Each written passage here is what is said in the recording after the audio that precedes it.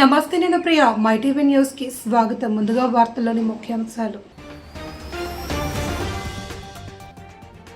2026-27 ఆర్థిక సంవత్సరానికి గాను ఏపీ శాసనసభలో బడ్జెట్ను ప్రవేశపెట్టిన ఆర్థిక మంత్రి పయ్యావుల కేశవ్ 3,32,205 కోట్లతో బడ్జెట్ రాష్ట్ర అభివృద్ధి, ప్రజా సంక్షేమం లక్ష్యంతో బడ్జెట్ రూపొందించాము అన్న పయ్యావుల.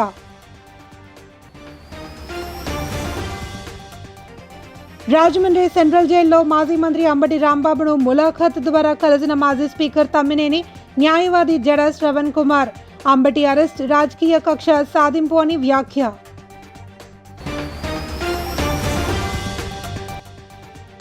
విశాఖ సమీపం అప్పికొండ సోమేశ్వర క్షేత్రంలో మహాశివరాత్రి జాతరకు విస్తృత ఏర్పాట్లు. లక్షల్లో భక్తులు వస్తారని అంచనా.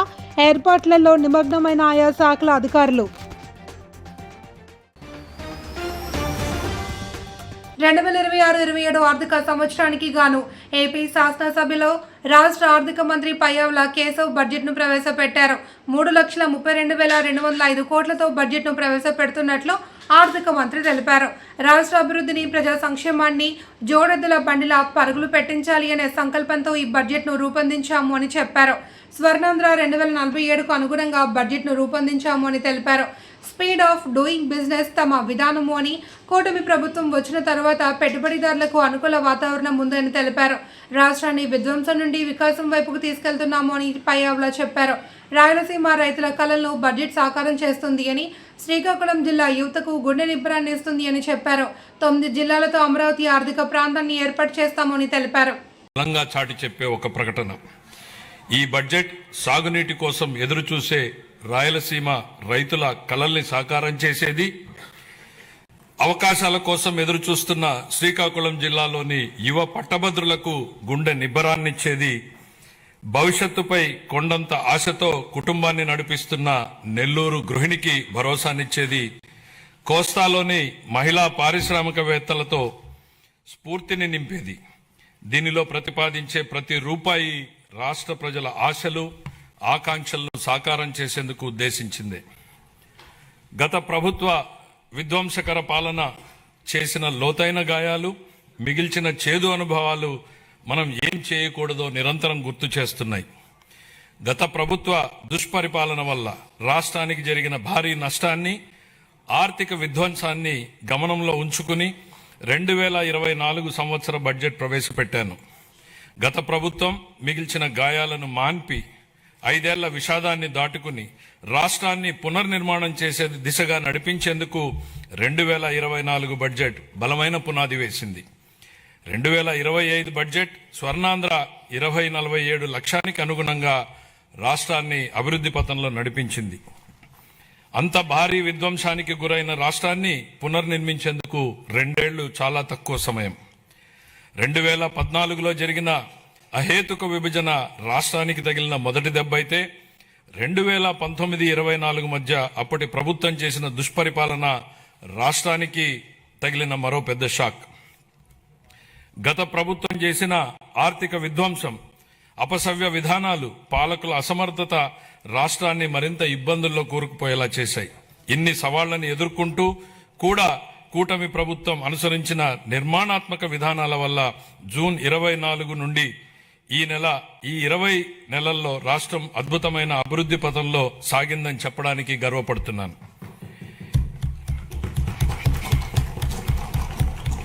ఇప్పటి వరకు మనం ఏం సాధించాం, ఇప్పుడు ఎక్కడున్నాం, ఇంకా చేయాల్సిందేంటి అన్న అంశాల్ని. తూర్పుగోదావరి జిల్లా రాజమండ్రి సెంట్రల్ జైల్లో మాజీ మంత్రి అంబటి రాంబాబును మాజీ స్పీకర్ తమ్మినేని సీతారాం, న్యాయవాది జడ శ్రావణ్ కుమార్, మాజీ ఎంపీ మార్గని భరత్ ములాఖాత్ ద్వారా కలిశారు. అనంతరం వారు మీడియాతో మాట్లాడుతూ అంబటి రాంబాబు అరెస్ట్ను తీవ్రంగా ఖండించారు. ఇది రాజకీయ కక్ష సాధింపే తప్ప చట్టపరమైన చర్య కాదు అని, ప్రతిపక్ష స్వరాన్ని అణిచివేయడానికి చర్యలు తీసుకుంటున్నారని విమర్శించారు. న్యాయస్థానాల్లో సత్యం వెలుగులోకి వస్తుంది అని, చట్టపరమైన పోరాటం కొనసాగుతుంది అని స్పష్టం చేశారు. అంబటి రాంబాబుకు పార్టీ శ్రేణులు మద్దతుగా నిలవాలి అని మాజీ ఎంపీ భరత్ కోరారు. ప్రజాస్వామ్య ప్రభుత్వం లేదు.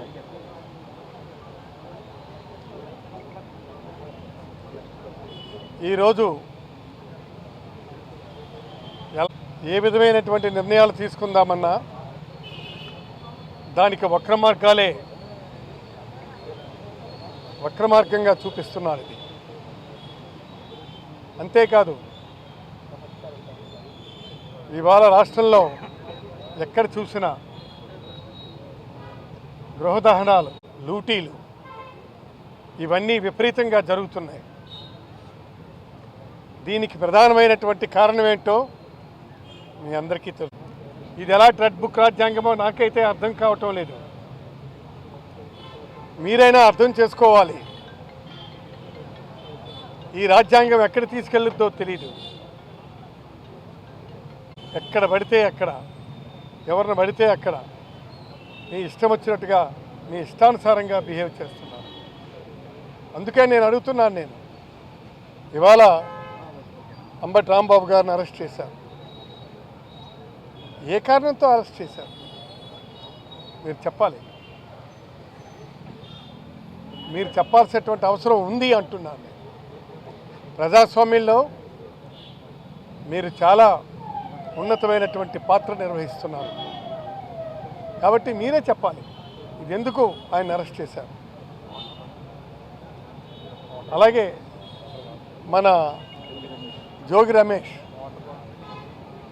రమేష్ని మీరు దశాబ్దాల చరిత్ర కలిగిన అప్పికొండ సోమేశ్వర క్షేత్రం మహాశివరాత్రి ఉత్సవాలకు ముస్తాబైంది. ఉత్తరాంధ్రలో చిన్న కాశీగా పిలువబడే ఈ మహిమాన్విత ఆలయానికి దశాబ్దాల చరిత్ర ఉంది అని పెద్దలు చెబుతూ ఉంటారు. చోళరాజుల కాలం నాటి ఈ ఆలయంలో శివలింగాల దర్శనం ప్రత్యేకం. ఏటా మహాశివరాత్రి జాగరణకు వేలాదిగా భక్తులు తరలివస్తుంటారు. ఓవైపు సముద్రం, మరోవైపు స్వామివారి సన్నిధి భక్తుల మనస్సును కట్టిపడేస్తూ ఉంటాయి. ఆలయంలో శిలా సంపద నేటికి చెరిగిపోలేదు. ఉత్సవాలకు ప్రభుత్వ యంత్రాంగం అన్ని ఏర్పాట్లు చేస్తుంది. ఆర్టీసీ జిల్లా నలుమూలల నుండి ప్రత్యేక బస్సులను ఏర్పాటు చేస్తుంది. సోమేశ్వరుని దర్శించుకునే ముందు సముద్ర స్నానం ఆచరించడం ఇక్కడి ఆనవాయితీగా వస్తోంది. అప్పికొండ మహాక్షేత్రంలో మహాశివరాత్రి పర్వదిన సందర్భంగా సాగర్ తీరంలో స్నానం చేసే భక్తులకు పోలీస్ డిపార్ట్మెంట్ వారి పబ్లిక్ అనౌన్స్మెంట్ సిస్టమ్ ద్వారా ప్రతి సంవత్సరం కూడా స్వచ్ఛందంగా మైక్ ద్వారా సూచనలు సలహాలు అందజేస్తూ నా యొక్క సేవాభావాన్ని అందజేస్తున్నాను. నాకు అవకాశం ఇస్తున్నటువంటి పోలీస్ డిపార్ట్మెంట్ వారికి, ఎండోమెంట్స్ డిపార్ట్మెంట్ వారికి కూడా ప్రత్యేక ధన్యవాదాలు తెలియజేసుకుంటున్నాను. మాది స్వస్థలం తూర్పుగోదావరి జిల్లా అన్నవరం, ప్రస్తుతం కాకినాడ జిల్లా అన్నవరం అన్నమాట. నేను 92వ సంవత్సరంలో విశాఖపట్నం స్టీల్ ప్లాంట్లో జాబ్ రీత్యా వైజాగ్ రావడం జరిగింది. నాకు మొదటి నుంచి కూడా స్వచ్ఛంద సేవ అంటే చాలా ఆసక్తి. ఆ భావంతో కవిగా, రచయితగా, రేడియో టీవీ ఆర్టిస్ట్గా నాకున్న అనుభవంతో ఇక్కడ అప్పికొండ మహాక్షేత్రం నుంచి నా యొక్క అనౌన్సర్గా ప్రస్థానం ప్రారంభించడం జరిగింది. అప్పికొండ క్షేత్రం తర్వాత సింహాచలం, అన్నవరం, శ్రీ కనకమలక్ష్మి అమ్మవారి దేవస్థానం, అరసవిల్లి సూర్యనారాయణ స్వామి దేవస్థానం, ఇలా అనేక క్షేత్రాల్లో ఆయా పర్వదినాల సందర్భంగా పోలీస్ డిపార్ట్మెంట్ వారు, ఎండోమెంట్స్ డిపార్ట్మెంట్ వారి యొక్క పబ్లిక్ అనౌన్స్మెంట్ సిస్టమ్ నుంచి అనౌన్సర్గా భక్తులకు మైక్ ద్వారా సూచనల సలహాలు అందిస్తూ కూడా నా యొక్క సేవాభావాన్ని అందజేయడం జరుగుతుంది. ఈ సందర్భంగా అటు పోలీస్ డిపార్ట్మెంట్ వారికి, ఇటు ఎండోమెంట్స్ డిపార్ట్మెంట్ వారికి కూడా నాకు అవకాశం కల్పిస్తున్నందుకు ప్రత్యేక ధన్యవాదాలు తెలియజేసుకుంటున్నాను. ఈ అప్పికొండ మహాక్షేత్రం అనేది చాలా విశిష్టమైన క్షేత్రం, చాలా మహిమగల క్షేత్రం కాబట్టి భక్తులందరూ కూడా తప్పకుండా ఆలయానికి విచ్చేసి స్వామివారి దర్శనం చేసుకుంటారని మనం చేస్తున్నాను. అప్పికొండ శివాలయంగా కూడా పేరు ప్రఖ్యాతులు పొందినటువంటిది మన యొక్క దేవాలయం. ఆలయం ఏంటంటే 1400 సంవత్సరాల క్రితం చరిత్ర కలిగిన ఆలయంగా, దేశంలో అత్యంత పురాతన ఆలయాలు ఇది ఒకటిగా పేరు ప్రఖ్యాతులు పొందింది. 6-8 శతాబ్దాల్లో నిర్మించినట్లుగా శిలాశాసనాలు మనకు దర్శనమిస్తూ ఉంటాయి. పూర్వీకులు అయితే 1400 సంవత్సరాలు అవుతుందని చెప్తున్నారు. మన ఆర్కియాలజీ డిపార్ట్మెంట్, పురావస్తు శాఖ వారు ఏంటంటే ఒక 1100-1000 సంవత్సరాలు అవుతుందని చెప్తున్నారు. ఏదేమైనా స్వామివారి యొక్క సాగర తీరాన్ని స్వయంభూగా వెలిసి ఉన్నారు. ఈ యొక్క ఆలయం విశిష్టత ఏంటంటే ఇక్కడ పంచలింగ క్షేత్రంగా పేరు ప్రఖ్యాతులు పొందింది మన అప్పికొండ శివాలయం. ఇదేంటంటే 5 లింగాలు ప్రత్యక్ష దర్శనమిస్తాయి. 95 శివలింగాలు కాలగర్భంలో కలిసిపోయి ఉంటాయి. అయితే ఇన్ని శివలింగాలు వెళ్ళడానికి గల కారణం ఏంటంటే సప్తమహర్షులు ఋషి కపిల మహర్షి వారు సూర్యాస్తమయం నుంచి సూర్యోదయం లోపు తను చేసే తపస్సులు 101 శివలింగాలు ఉద్భవింపజేయాలన్న సంకల్పంతో తపస్సు చేయడం జరిగింది. అయితే అందుకుగాను ఆ తపస్సుకు 100 శివలింగాలు వెలిసాయి, 101ది వెలియలేదు. 101ది కూడా వెలుసుంటే దేవాలయానికి కపిల మహర్షి పేరు మీదుగా కపిలకొండగా పేరు ప్రఖ్యాతులు పొంది ఉన్న దేశం నలుమూలల. ఆ ఒక్క శివలింగం వెలియలేదు. లోకం వల్ల మరి అప్పుకు తిరిగినా కూడా ఆయనకి అప్పు పుట్టలేదు. అందుకు కానీ అతను కోపోగ్రతలు ఇటువంటిది ఇంకా కపిలకొండగా పేరు పొందకూడదు, అప్పుకొండగానే మిగిలిపోవాలని ఆయన శపించడం జరిగింది. ఆ అప్పుకొండ క్రమీ పెప్పకొండగా పిలువబడుతుంది. అయితే స్వామివారు ఏంటంటే ఆయన చేసిన తపస్సులో మొదట వెలిసిన శివలింగం అంతరాలయంలో ఉంది. దాని తర్వాత మిగిలిన వెలిసినవి 95 కాలగర్భంలో ఆలయ ప్రాంగణంలో భూమిలో కలిసిపోయి ఉంటాయి. 5 4 శివలింగాలు ప్రత్యక్ష దర్శనమిస్తాయి. ఒక శివలింగం విరిగిపోయి ఒక ప్రక్కన ఉంటుంది, ఆనాటి కాలంలోనే విరిగిపోయి ఉంటుంది. అయితే స్వామివారు ఏంటంటే కోరుకున్న వారి కుంగు బంగారమే, ఉత్తరాంధ్ర ఆరాధనమే, మనందరి కోసం సముద్ర తీరాన స్వయంభూగా స్వామివారు వెలిసి ఉన్నారు. అయితే శివరాత్రికి అంగరంగ వైభవంగా ఉత్సవాలు జరుగుతున్నాయి.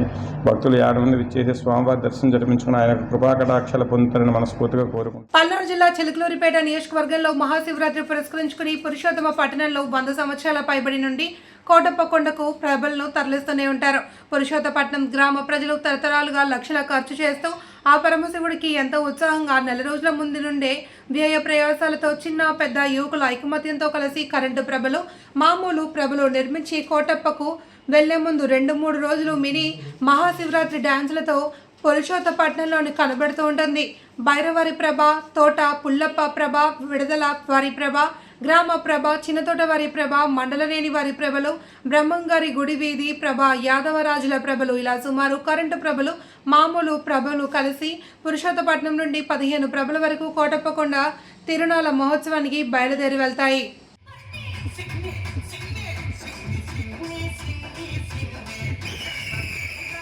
జీవీఎంసీ గాజువాక 66వ వార్డు కైలాస్ నగర్లో వెంచేసిన వరసిద్ధి వినాయక ఆలయం ద్వితీయ వార్షికోత్సవం సందర్భంగా స్వామివారికి తెల్లవారుజామున పసుపు నీళ్లతో జలాభిషేకం నిర్వహించారు. అనంతరం చిన్నపిల్లల చేతుల మీదుగా గణపతికి పుస్తక పూజ చేయించారు. కైలాస్ నగర్, కనితి రోడ్, ఆజీమాబాద్, కొత్త గాజువాక, పైడిమాంబ కాలనీ, సింహగిరి కాలనీ ప్రాంతాల నుండి భక్తులు వేలాదిగా తరలివచ్చారు. మాజీ శాసనసభ్యులు తిప్పల నాగిరెడ్డి స్వామివారిని దర్శించుకున్నారు. గణపతి ఆశీస్సులు అందరిపైన ఉండాలి అని అన్నారు. అనంతరం ఆలయ ప్రాంగణాన్ని భారీ అన్న సమారాధన ఏర్పాటు చేశారు. Vinayaka house owners welfare society ప్రతినిధులు భాష్యం త్రినాథ్, జగన్మోహన్ రావు, కార్పొరేటర్ మొహమ్మద్ ఇమ్రాన్, మాజీ కార్పొరేటర్ మొహమ్మద్ రఫీ, ధనరాజు, సాంబమూర్తి రెడ్డి, జగన్నాథం, వెంకటేశ్వరరావు తదితరులు పాల్గొన్నారు.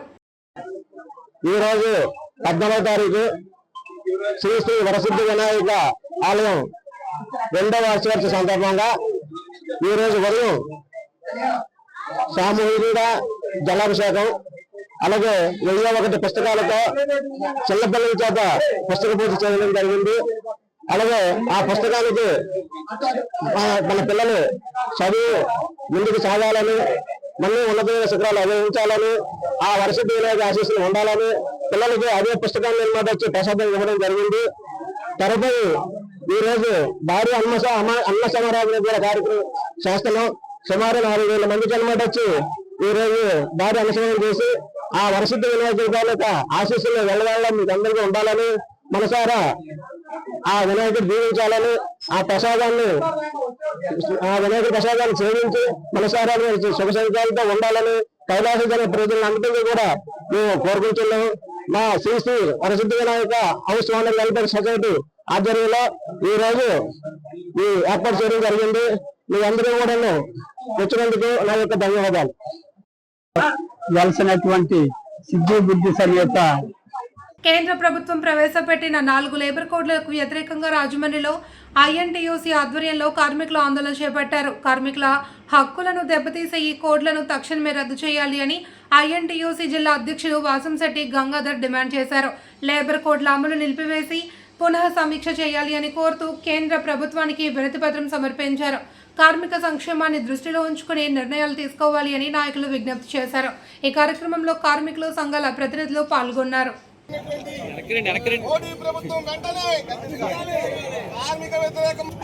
కార్మికులకు వ్యతిరేకంగా ప్రవేశపెట్టినటువంటి ఏదైతే 4 లేబర్ కోడ్స్ ఉన్నాయో అవి రద్దు చేయాలని, ప్రత్యేకించి ఆల్ ట్రేడ్ యూనియన్స్ అన్ని కూడా ఏకతాటిపైకి వచ్చి చేస్తున్నటువంటి సమ్మె జయప్రదంగా జరుగుతుంది. సుమారుగా 30 కోట్ల మంది ఇవాళ ఈ సమ్మెలో పాల్గొంటున్నారు.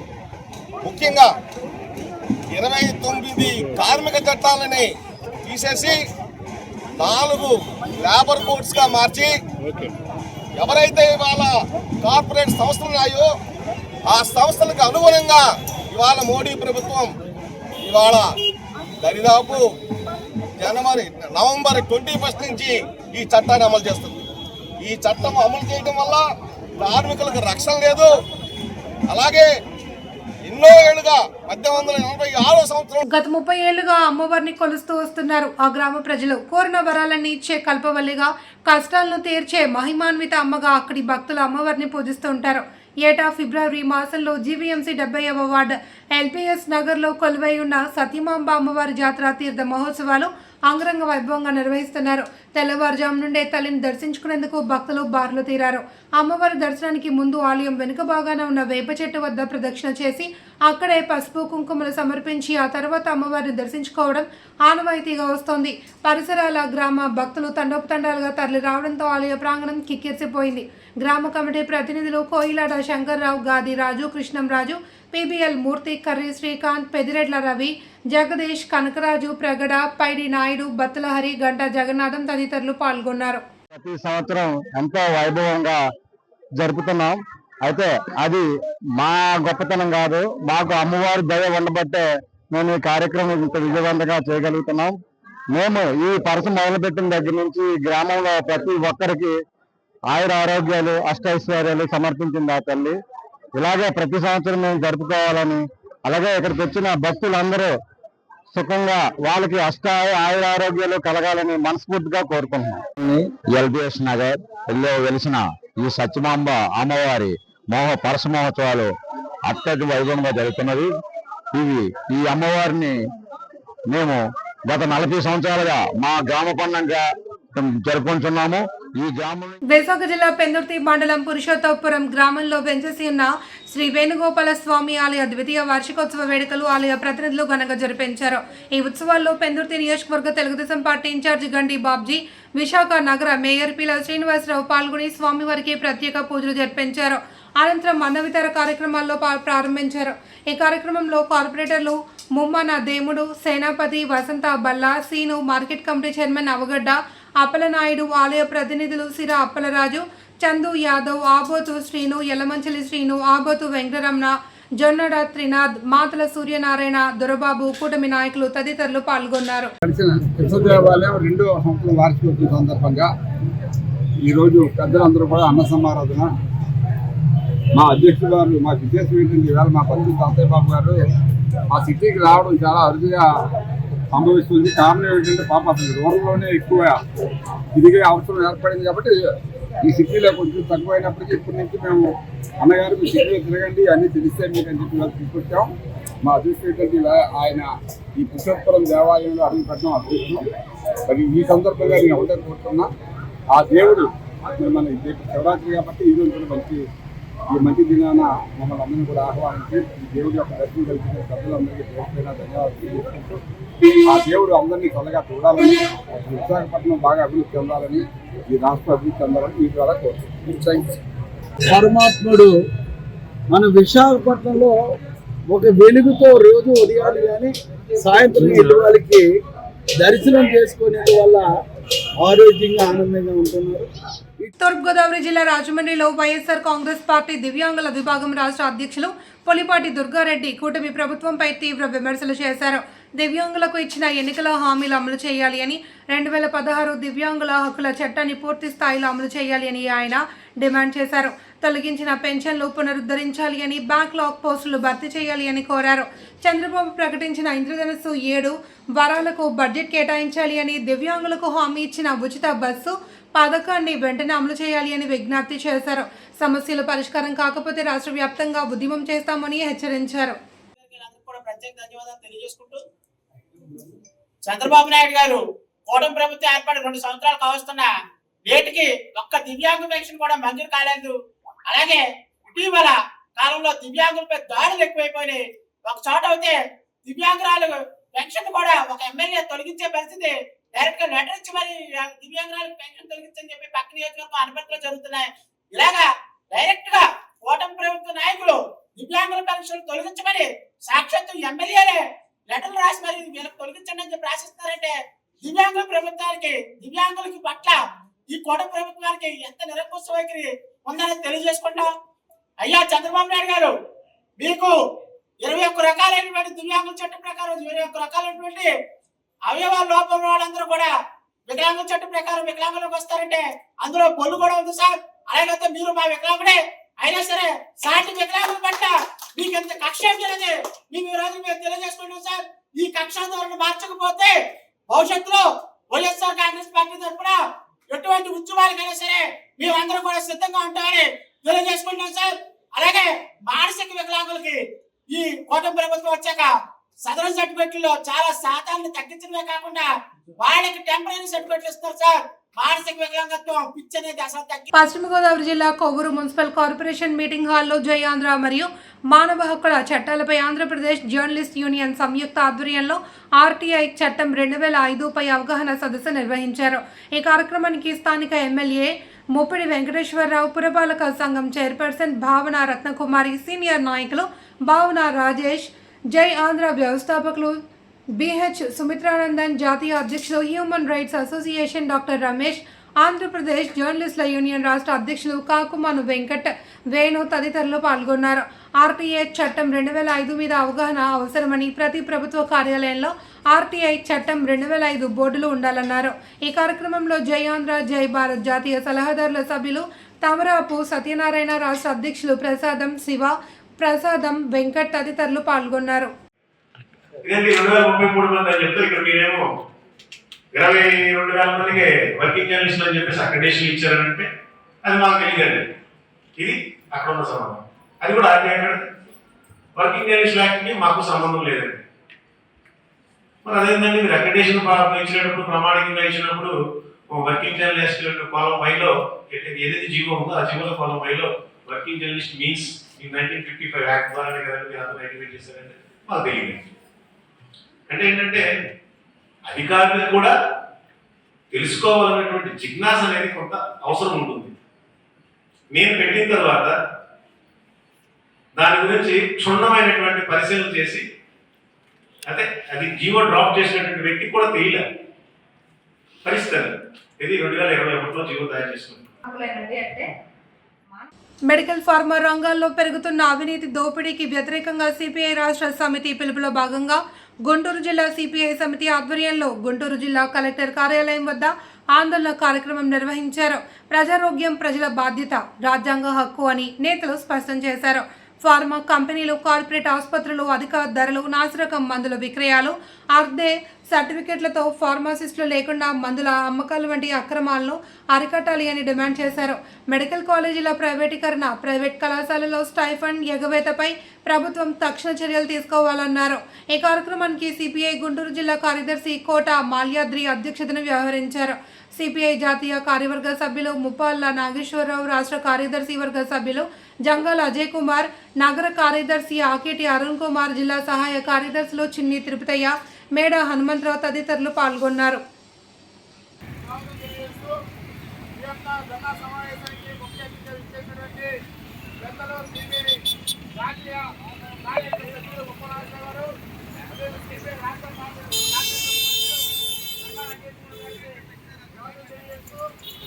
రాష్ట్ర ఉప ముఖ్యమంత్రి పిఠాపురం ఎమ్మెల్యే కొణిదెల పవన్ కళ్యాణ్ సూచనలతో పిఠాపురం పాదగయ క్షేత్రంలో జరగబోయే మహాశివరాత్రి పర్వదినానికి భారీ ఎత్తున ఏర్పాట్లు పూర్తి చేయడం జరిగింది అని కాకినాడ ఎంపీ తంగెల ఉదయ శ్రీనివాస్ పేర్కొన్నారు. పిఠాపురం పాదగయ క్షేత్రాన్ని కాకినాడ ఎంపీ ఉదయ శ్రీనివాస్ సందర్శించారు. ముందుగా మహాశివరాత్రి ఏర్పాట్లను ఆయన స్వయంగా పరిశీలించారు. అనంతరం కుకుటేశ్వర స్వామిని, రాజరాజేశ్వరి అమ్మవారిని, పురుహూతిగా అమ్మవారిని దర్శించుకున్నారు. అనంతరం మహాశివరాత్రి ఏర్పాట్లపై అన్ని శాఖల అధికారులతో సమీక్ష నిర్వహించారు. ఈ కార్యక్రమంలో పిఠాపురం మాజీ ఎమ్మెల్యే పెండం దొరబాబు, ఆలయ EO Katnam Jaganmohan Srinivas, Pada PD Srinivasarao, circle inspector Srinivas, municipal commissioner Kanakarao తదితరులు పాల్గొన్నారు. నేను ఇక్కడ మా అధినేత అలాగే ఉప ముఖ్యమంత్రి పవన్ కళ్యాణ్ గారి ఆదేశాల మేరకు ఇక్కడ మహాశివరాత్రికి ఎలా జరుగుతుందనేది ఒక పర్యవేక్షణ కోసం మేమందరం ఆయన ఆధ్వర్యంలో ఒక వాట్సాప్ గ్రూప్ పెట్టుకుని వాట్సాప్ గ్రూప్ లో పోలీస్ డిపార్ట్మెంట్ కానివ్వండి, మున్సిపల్ డిపార్ట్మెంట్ కానివ్వండి, రెవెన్యూ కానివ్వండి, అలాగే టెంపుల్ యువ గారు కానివ్వండి, మా జనసేన లీడర్స్ అందరం కూడా కలిసి అందులో ఒక గ్రూప్ పెట్టుకుని అక్కడి నుంచి మానిటరింగ్ చేస్తూ ఉన్నాం. సో గత సంవత్సరం సుమారు 90,000 మంది వచ్చారు. ఇప్పుడు ఎక్స్పెక్టెడ్ క్రౌడ్ సుమారు 1,25,000 వరకు ఎక్స్పెక్ట్ చేస్తున్నాం. సో దానికి ఏర్పాట్లన్నీ ఎంత బలంగా ఉండాలి అనేది మా డిప్యూటీ సీఎం గారు చెప్పడం ఆదేశాల మేరకు మేమందరం కూడా దాన్ని ఎక్కడ వచ్చిన 1,25,000 మంది కానివ్వండి 1,50,000 మంది కానివ్వండి ఎవరికి ఏ ఇబ్బంది లేకుండా first of all safety is the biggest concern. వచ్చిన వాళ్ళకి ఇబ్బంది కలగకూడదు, ప్రతి ఒక్క సామాన్యుడికి దర్శనం జరగాలి, అదే విధంగా వచ్చిన వాళ్ళు సురక్షితంగా వెళ్ళాలి. ఇక్కడ ఏ ఒక ఇబ్బంది కలగకుండా ఉండేది దానికోసం సుమారు SDRF బృందాలని కూడా పెట్టడం జరిగింది. పోలీస్ సిబ్బందులు పార్కింగ్ ని కూడా అంటే ఎంత ఎక్కువ పార్కింగ్ ప్లేసెస్ ను కూడా అలాట్ చేయడం జరిగింది. ఆ ప్లేసెస్ విద్యుత్ సంస్థల్లో 1-2-1999 నుండి 31-8-2004 మధ్య నియమితులైన ఉద్యోగులకు పాత GPF పెన్షన్ అమలు చేయాలి అని విద్యుత్ ఉద్యోగ సంఘాలు డిమాండ్ చేశాయి. ఈ మేరకు రాజమండ్రి మోరంపూడి ఇంజనీర్స్ అసోసియేషన్ హాల్లో వివిధ యూనియన్లు, అసోసియేషన్ల నాయకుల సమక్షంలో సమావేశం నిర్వహించారు. సమావేశంలో వక్తలు మాట్లాడుతూ APSEB విభజన సమయంలో జరిగిన విధానపరమైన లోపాల వల్ల కాలంలో నియమితులైన ఉద్యోగులు CPSలోకి వెళ్లాల్సి వచ్చింది అని, గతంలో ప్రభుత్వం ఇచ్చిన హామీలు అమలు చేయాలి అని, ఇప్పటికే పలువురు ఉద్యోగులు రిటైర్ అవుతున్న నేపథ్యంలో వెంటనే పాత GPF పెన్షన్ అమలు చేయాలి అని కోరారు. ఈ విషయంపై ముఖ్యమంత్రి నారా చంద్రబాబు నాయుడు చొరవ తీసుకుని సమస్యను పరిష్కరించాలి అని విజ్ఞప్తి చేశారు. ఏర్పాటు చేయడం జరిగింది. 1-2-99 నుంచి 31-8-2004 వరకు ప్రభుత్వంలో అమల్లో ఉన్న పెన్షన్ ప్రభుత్వ ఉద్యోగులకు అమల్లో ఉన్న పెన్షన్ విధానం మా ఎలక్ట్రిసిటీ ఎంప్లాయీస్ కూడా ఇవ్వాల్సిన బాధ్యత ప్రభుత్వానికి యాజమాన్యాన్ని ఉంది. అయినప్పటికీ కూడా ఈ సమస్య మీద అనేక పర్యాయాలు యాజమాన్యానికి నోటీసు దఫాలుగా మా JAC పరంగా మేము యాజిటేషన్ నోటీస్ ఇచ్చాం. ఎప్పుడు చూసినా చర్చల్లో దీన్ని ప్రొలాంగ్ చేసుకుంటూ వెళ్తున్నారే తప్ప సమస్య పరిష్కార దిశగా యాజమాన్యం ముందుకు రాలేదు. అయినప్పటికీ మరొక దఫా 12 ఫిబ్రవరి 2026 నాడు సమావేశం ఏర్పాటు చేయడం జరిగింది. యాజమాన్యంతో మా నాయకులు క్లియర్గా చర్చించడం జరిగింది. సమస్య పరిష్కారం దిశగా ప్రయత్నం చేయాలని, యాజమాన్యం ముందుకు రావాలని, ప్రభుత్వం ముందుకు రావాలని మేము అడిగేది సమస్య గొంతెమ్మ కోరిక కాదు, ప్రభుత్వంలో అమలులో ఉన్న విధానాన్ని మా ఎలక్ట్రిసిటీ ఎంప్లాయీస్ కూడా కల్పించాలనేసి ప్రధాన సమస్య మీద ఈ రోజున ఈ సమావేశం ఏర్పాటు చేయడం జరిగింది. దీనిలో అన్ని యూనియన్లు, అసోసియేషన్లు కూడా స్థానికంగా ఉన్న వాళ్ళందరూ కూడా హాజరయ్యి దీనికి సంఘీభావం తెలియజేశారు. మా రాష్ట్ర నాయకత్వం ఏ రోజున ఏ పిలుపునిచ్చినా మేమందరం సిద్ధంగా ఉండడానికి, మేమందరం చైతన్యవంతులు అవడానికి ఈ సమావేశం ఏర్పాటు చేసుకున్నామండి. ధన్యవాదాలు. ఈరోజు ముఖ్యంగా ఈ రాజమహేంద్రవరంలో ఏదైతే గత 25 సంవత్సరాల నుంచి 25 సంవత్సరాల నుంచి మేము వార్తల్లోని ముఖ్యాంశాలు 2026-27 ఆర్థిక సంవత్సరానికి గాను ఏపీ శాసనసభలో బడ్జెట్ను ప్రవేశపెట్టిన ఆర్థిక మంత్రి పయ్యావుల కేశవ్ 3,32,205 కోట్లతో బడ్జెట్ రాష్ట్ర అభివృద్ధి, ప్రజా సంక్షేమం లక్ష్యంతో బడ్జెట్ రూపొందించాము అన్న పయ్యావుల.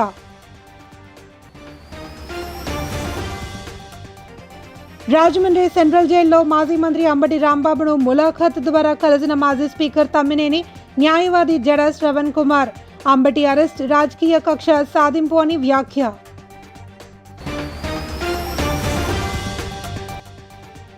విశాఖ సమీపం అప్పికొండ సోమేశ్వర క్షేత్రంలో మహాశివరాత్రి జాతరకు విస్తృత ఏర్పాట్లు, లక్షల్లో భక్తులు వస్తారని అంచనా. ఏర్పాట్లలో నిమగ్నమైన ఆయా శాఖల అధికారులు. వార్తలు ఇంతటితో సమాప్తం. తిరిగి రేపు ప్రసారమయ్యే మైటీవీ న్యూస్తో మళ్ళీ కలుసుకుందాం. అంతవరకు సెలవు. నమస్తే.